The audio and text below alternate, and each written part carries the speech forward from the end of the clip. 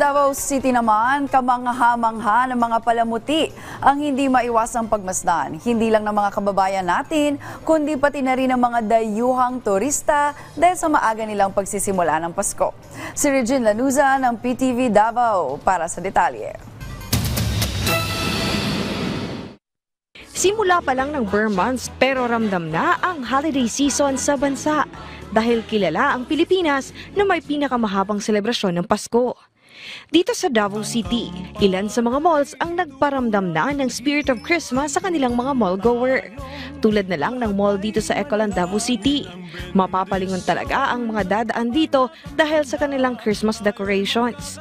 Makikita ang mukha ni Santa Claus kasama ang kanyang mga kaibigan sa mismong building ng mall.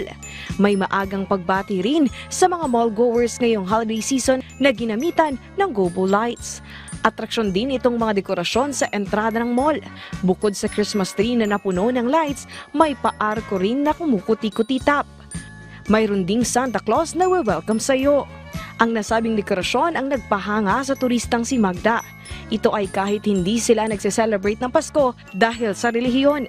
Aniya, nanibago din siya dahil sa kanilang lugar sa Poland ay masyado pang maaga para maglagay ng Christmas decorations. Very nice. Very nice. It's beautiful. I very like Philippines. I think one day we come back here. Kumukuti-kutitap rin ang lights na dekorasyon sa loob ng mall. Kaya naman kahit buwan pa lang ng Setyembre ay feels like December na para sa estudyanteng si Adrian Castaños.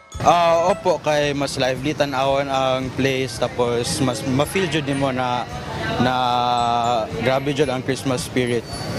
Ayon sa management ng mall, hindi pa tapos ang kanilang dekorasyon. Samantalang mapapawaw naman sa Christmas decorations ngayon ang isang mall sa Barangay Santo Niño. Dahil sa labas pa lang na establishmento ay puno rin ng kamikinang na lights. Mistulang magical din ang lugar dahil maliban sa mismong building ng mall na puno rin ng lights ang mga halaman dito. Samantala, hindi pa man naglalagay ng decorations ang isang mall sa Bahada ay sinimula naman nila ang Christmas parol making para sa mga batang may Down syndrome. Nakipagtulungan sila sa Down Syndrome Association of the Philippines Incorporated Davao Branch.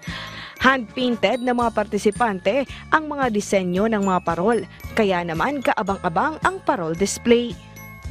Mula sa PTV Davao, Regine Lanuza para sa Pambansang TV sa Bagong Pilipinas.